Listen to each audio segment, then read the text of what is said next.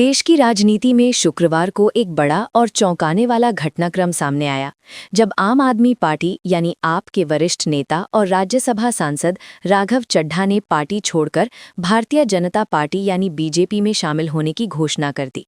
उनके साथ राज्यसभा के कई अन्य सांसदों ने भी पार्टी बदलने का फैसला किया, जिससे सियासी गलियारों में हलचल तेज हो गई।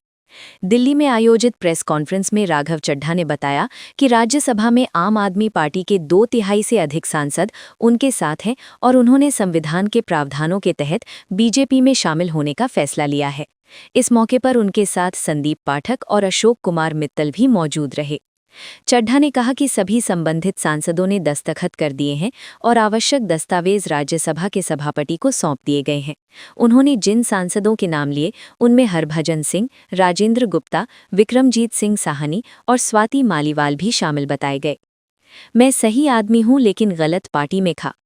अपने फैसले को सही ठहराते हुए राघव चड्ढा ने कहा कि उन्होंने आम आदमी पार्टी को अपने जीवन के 15 साल दिए, लेकिन अब पार्टी अपने मूल सिद्धांतों और नैतिकताओं से भटक चुकी है।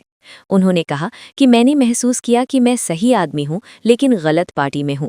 अब ये पार्टी देश हित के बजाय निजी स्वार्थ के लिए काम कर रही है। उन्होंने ये भी कहा कि वो अब जनता के बीच जाकर नई राजनीतिक दिशा में काम करेंगे। बीजेपी मुख्यालय में स्वागत, लड्डू खिलाते दिखे नेता।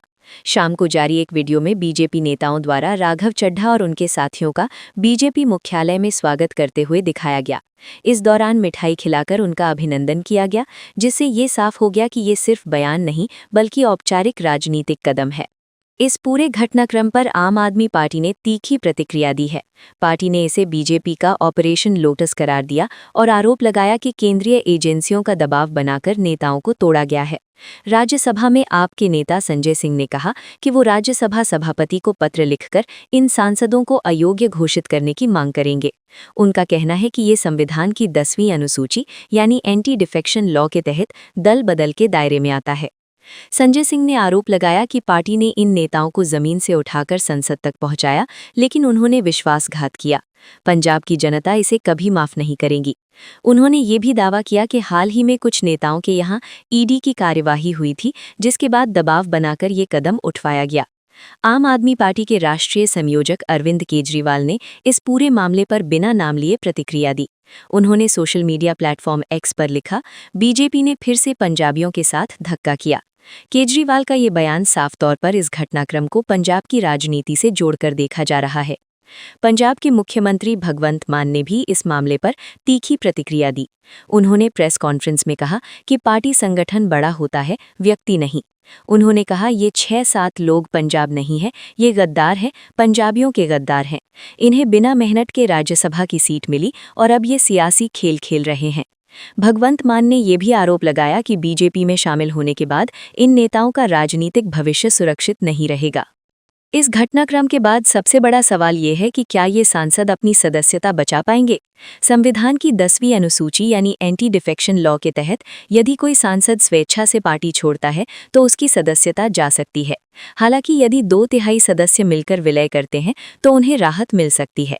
राघव चड्ढा ने इसी प्रावधान का हवाला देते हुए दावा किया है कि उनके साथ पर्याप्त संख्या में सांसद हैं, जिससे उनकी सदस्यता सुरक्षित रहेगी। अब अंतिम फैसला राज्यसभा सभापति के पास होगा। राघव चड्ढा का राजनीतिक सफर काफी दिलचस्प रहा है। वो पेशे से चार्टर्ड अकाउंटेंट हैं और लंदन स्कूल ऑफ इकोनॉमिक्स से पढ़ाई करने के बाद भारत लौटे थे। साल 2013 में अन्ना हजारे के इंडिया अगेंस्ट करप्शन आंदोलन के दौरान उनकी मुलाकात अरविंद केजरीवाल से हुई। इसके बाद उन्होंने आम आदमी पार्टी ज्वाइन की और तेजी से पार्टी के प्रमुख चेहरों में शामिल हो गए। पार्टी के सबसे युवा प्रवक्ता बने, घोषणा पत्र टीम का हिस्सा रहे, कुछ समय के लिए कोषाध्यक्ष भी रहे। 2020 में दिल्ली की राजेंद्र नगर सीट से विधायक बने। 2022 में पंजाब से राज्यसभा सांसद बने और उस समय सबसे युवा सांसदों में शामिल रहे। पंजाब विधानसभा 2022 में आम आदमी पार्टी की बड़ी जीत के पीछे भी उनकी रणनीतिक भूमिका मानी जाती है।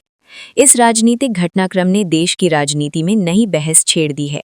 एक तरफ बीजेपी इसे अपने विस्तार के रूप में देख रही है, वहीं आम आदमी पार्टी इसे साजिश और दबाव की राजनीति बता रही है। अब सबकी नज़र राज्यसभा सभापति के फैसले पर टिकी है, जो तय करेगा कि ये दल बदल वैध है या नहीं। साथ ही ये भी देखना होगा कि इस घटनाक्रम का असर पंजाब और दिल्ली की राजनीति पर कितना पड़ता है। फिलहाल इतना तय है कि राघव चड्ढा का ये कदम भारतीय राजनीति में एक बड़ा मोड़ साबित हो सकता है, जिसका असर आने वाले चुनावों तक दिखाई दे सकता है।